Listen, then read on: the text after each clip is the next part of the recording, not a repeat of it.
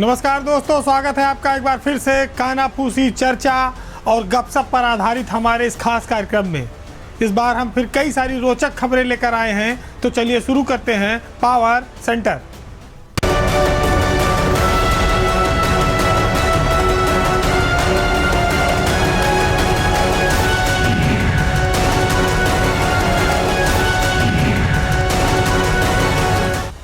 उत्तर प्रदेश में योगी सरकार जब पहली बार सत्ता में आई थी तो यूपी पुलिस में एक बहुत बड़ा घूसखोरी कांड उजागर हुआ था।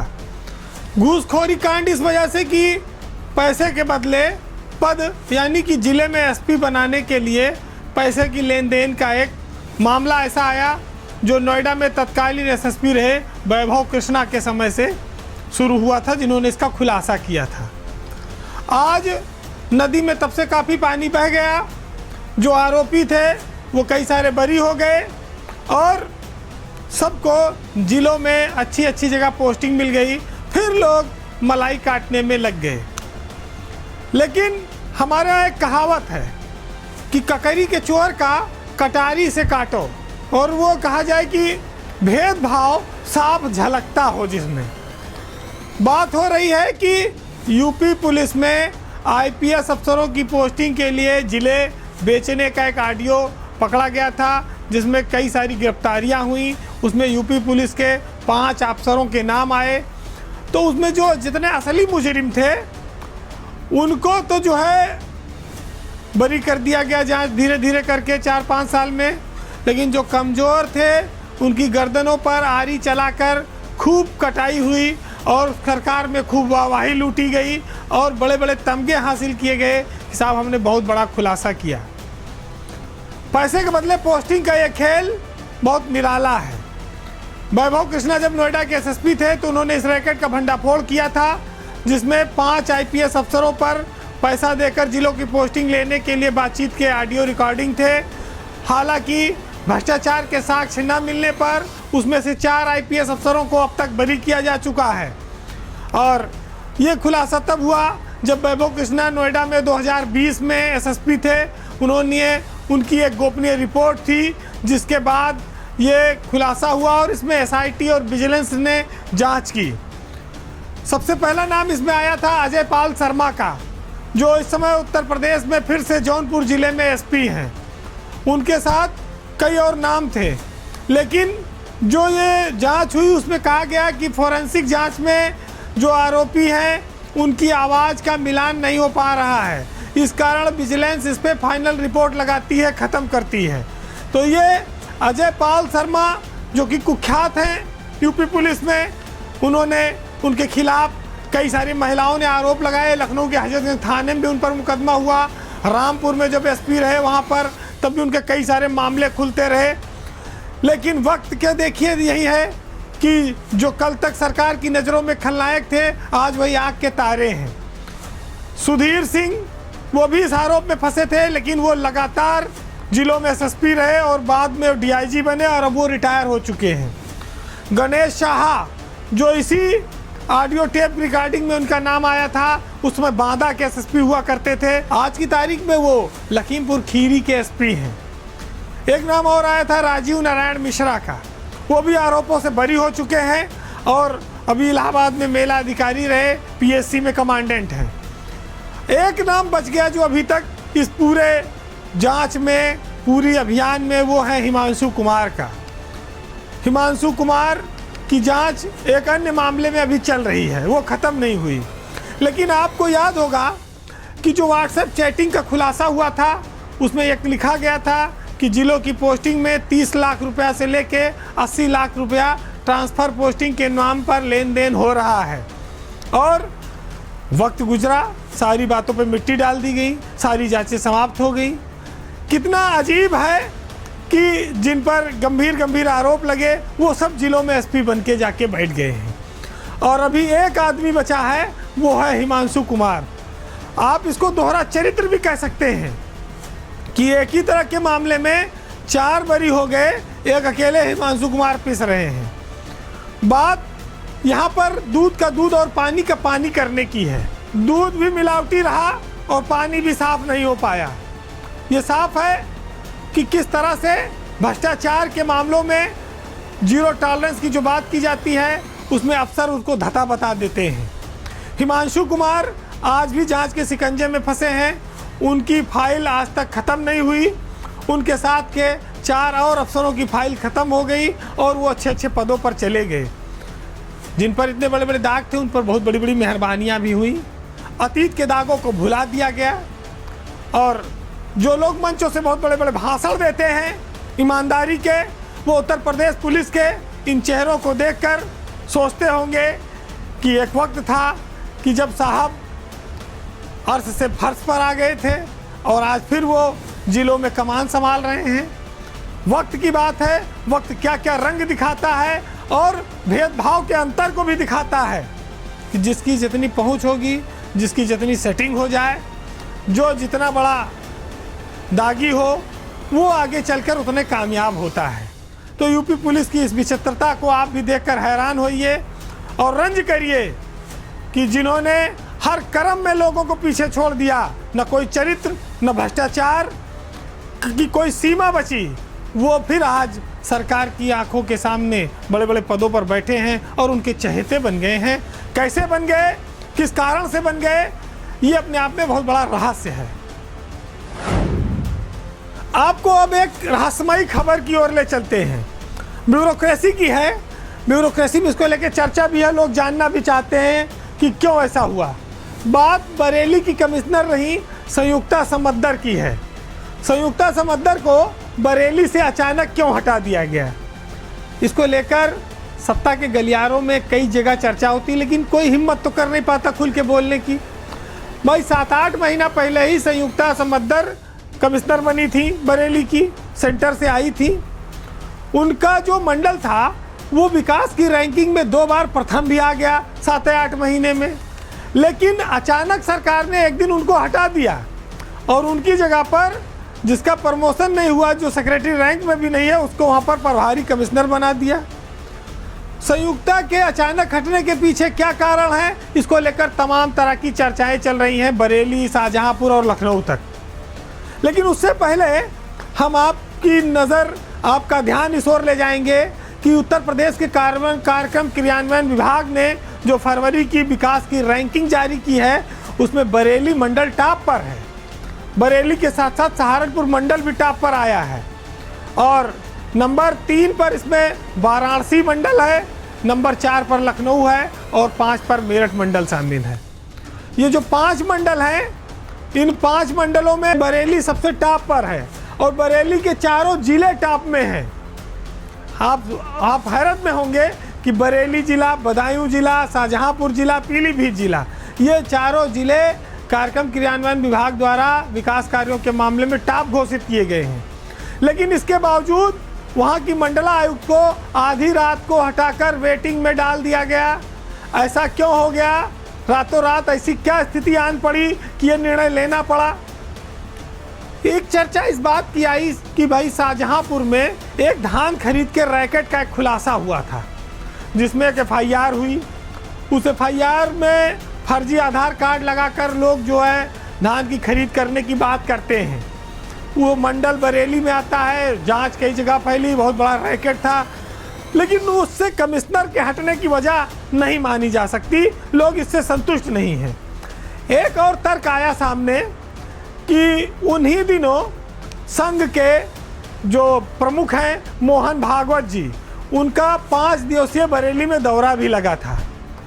ऐसा माना जा रहा है कि संयुक्ता समद्दर का जो तबादला हुआ वो इस दौरे के इफेक्ट के तौर पर है, उसको आप साइड इफेक्ट भी बोल सकते हैं। कहा जाता है कि कमिश्नर की जो सक्रियता रही संघ प्रमुख के कार्यक्रम में, उससे वहाँ के स्थानीय सांसद और विधायक नाराज हो गए और उन्होंने इसकी शिकायत मुख्यमंत्री कार्यालय में की। मामला CM तक पहुँचने के बाद रातों रात संयुक्ता समद्दर को हटा दिया गया, सेंट कर दिया गया। अब ऐसा क्या किया था उन्होंने संघ के कार्यक्रम में? संयुक्ता समद्दर ने संघ के कार्यक्रम में काफ़ी ज़्यादा रुचि ली, काफ़ी वो संघ प्रमुख के नज़दीक रही। बताया जाता है कि एक आयोजन ऐसा हुआ जहां पर वो संघ प्रमुख के साथ मंच पर बैठ गई थी, जबकि जिले के अन्य जनप्रतिनिधि सांसद, विधायक, अधिकारी वो सब मंच के नीचे खड़े रहे। शायद वो कोई भोज का कार्यक्रम था। ऐसे में लखनऊ में बैठे अफसरों को शायद ये बात नागवार गुजरी और इसकी शिकायत संयुक्ता समद्दर की इसलिए हुई कि कमिश्नर कुछ ज़्यादा तेज़ी दिखा रही हैं। इन दो तर्कों के अलावा उनके हटने के पीछे और कोई कारण साफ नहीं है। लेकिन संयुक्ता समद्दर जब हटी तो अपने पीछे उन्होंने अक्षय ऊर्जा के क्षेत्र में, सिंचाई के क्षेत्र में, गौ संरक्षण, प्रधानमंत्री जन आरोग्य योजना में अपने बरेली मंडल को प्रथम रखने में कोई कसर नहीं छोड़ी। उनकी इस बात के लिए तारीफ करनी होगी कि मुख्यमंत्री के प्राथमिकता वाले कार्यों में उनका बरेली मंडल तो अव्वल आया ही, उनके चारों जिले भी अव्वल रहे पूरे प्रदेश में। बरेली में सामूहिक विवाह योजना, हेल्थ वेलनेस सेंटर, प्रधानमंत्री ग्रामीण सड़क योजना, मनरेगा, ये सब इसके काम बहुत शानदार हुए और ये नंबर 1 पर रहे, टॉप पर रहे। लेकिन कहते हैं कि जिसको सज़ा मिली वो इनाम का हकदार था, हो गया उल्टा।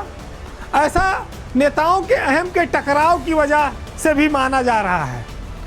लेकिन इस प्रदेश में बहुत बार ऐसे उदाहरण रहे हैं कि जिन्हें इनाम मिलना चाहिए, जिन्हें शाबाशी मिलनी चाहिए, जो अच्छा काम करते हैं, कई बार उनको अपने अच्छे काम की वजह से दंड भोगना पड़ता है।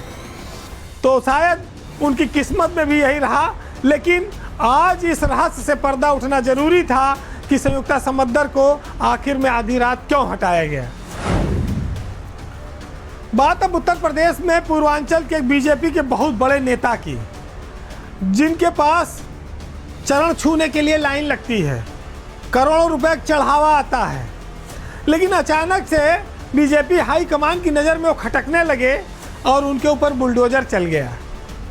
बात प्रधानमंत्री के संसदीय क्षेत्र वाराणसी से जुड़ी हुई है। बीजेपी के एक नेता हैं, शीर्ष नेता हैं, वो इन दिनों सुर्खियों में हैं। वो बीजेपी का बहुत बड़ा चेहरा है, गुजरात से आते हैं। बनारस में उनकी इच्छा के बिना कोई पत्ता नहीं हिलता। पूरा सरकारी अमला, डीएम, एसपी, डीआईजी, कमिश्नर उनके आगे पीछे घूमते हैं। उनके इशारे को लोग समझने की कोशिश करते हैं।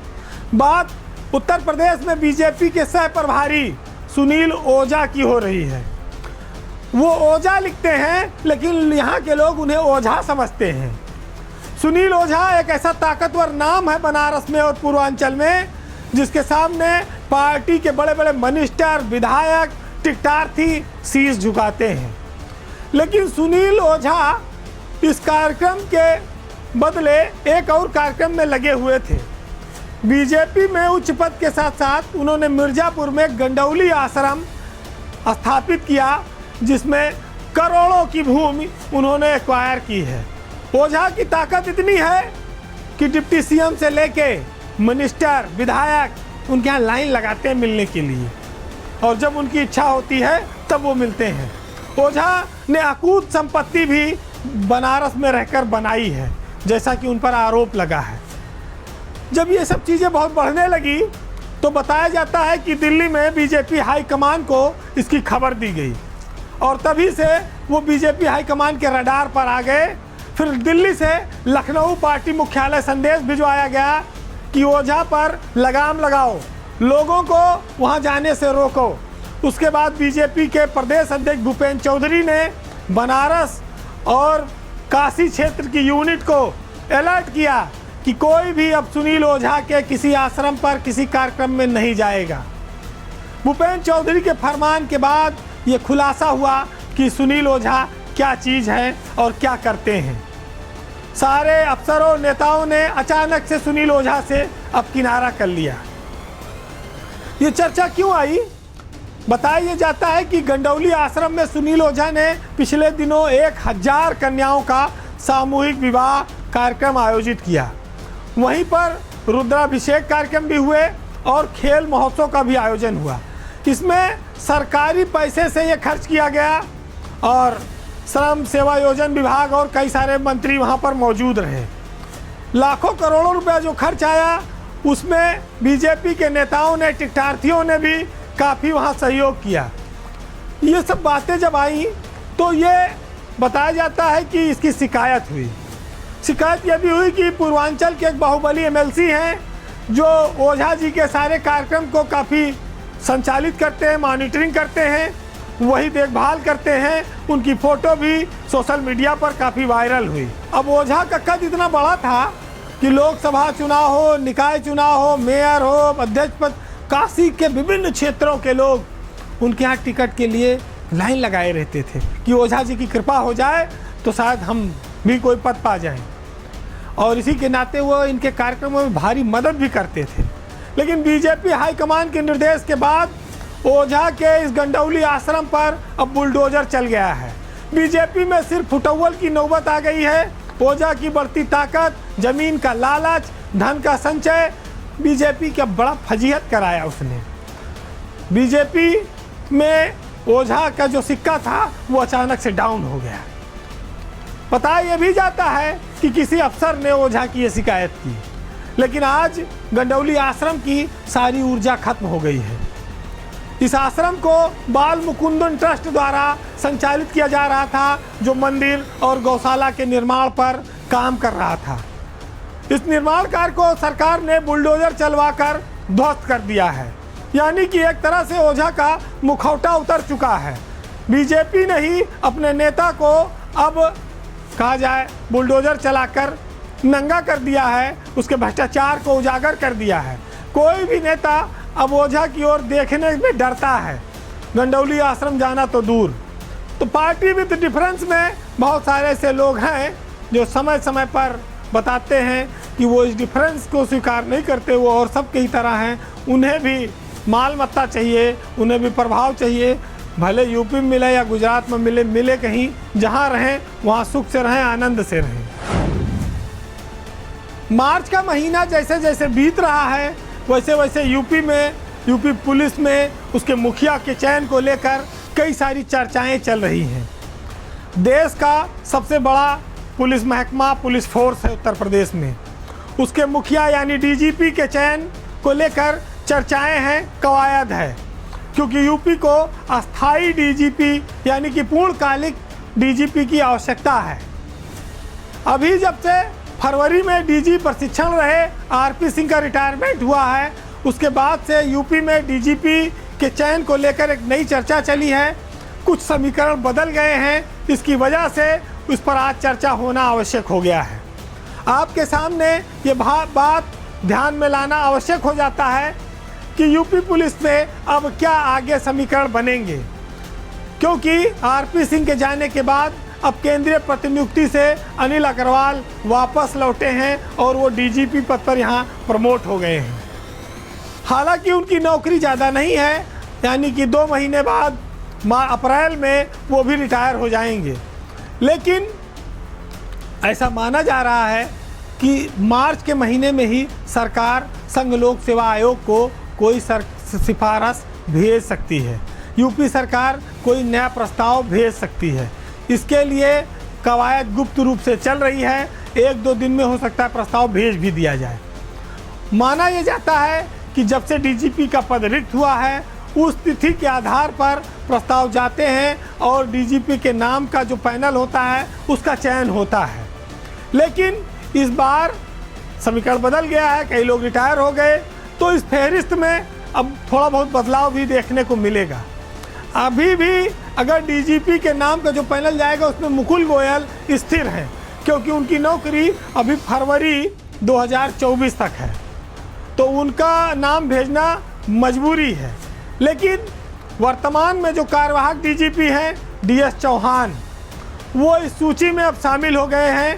वो मुकुल गोयल के साथ डीएस चौहान को भी इस सूची में अब जगह है और वो कार्यवाहक रूप से 11 महीने से ये जिम्मेदारी निभा रहे हैं। डीएस चौहान के बाद अनिल अग्रवाल बचते हैं, क्योंकि आरपी सिंह रिटायर हो गए।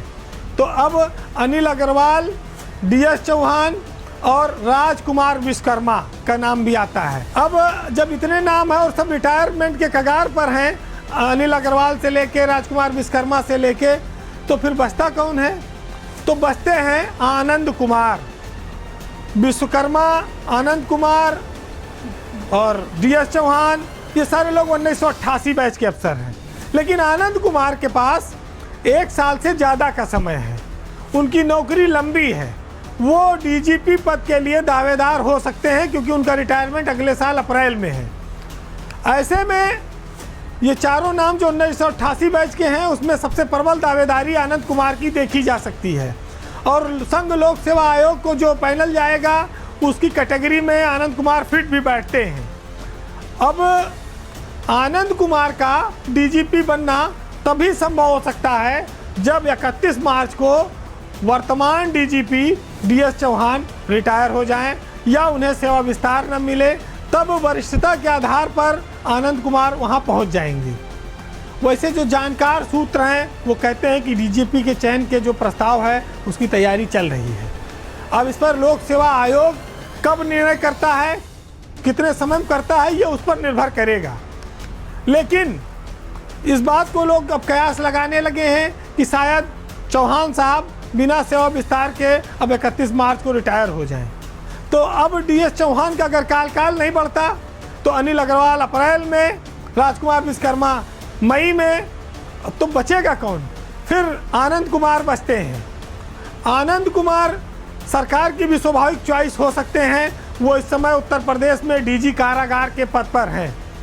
लेकिन समय की बात है, कब क्या समीकरण बदले, राजनीतिक फैसले होते हैं, ये तो वक्त पर निर्भर करेगा। हम आप कयास लगा सकते हैं, बिंदुवार चीज़ें रख सकते हैं। बहरहाल उत्तर प्रदेश में नए डीजीपी का अभी भी इंतज़ार है और उम्मीद ये करिए कि 31 मार्च के बाद शायद अस्थायी तौर पर उत्तर प्रदेश को कोई डीजीपी मिले। बहरहाल पावर सेंटर में आज हम आपको यहीं पर छोड़ जाएंगे और कुछ साहित्यिक लाइनों के साथ इस कार्यक्रम का समापन करेंगे। आज के इस साहित्य में एक सामाजिक व्यंग है, एक अच्छाई और बुराई की स्थिति को दर्शाती हुई ये लाइनें हैं, सुनिएगा कि जहाँ से अम्न के पंछी उड़ान भरते हैं उसी दरख्त के पत्ते लगान भरते हैं। एक ऐसा कर्ज भी देखा है मेरी आंखों ने, वो जिसका सूद कई खानदान भरते हैं। और मैं जब चिराग जलाता हूँ रोशनी के लिए, अंधेरे तेज हवाओं के भी कान भरते हैं। नमस्कार।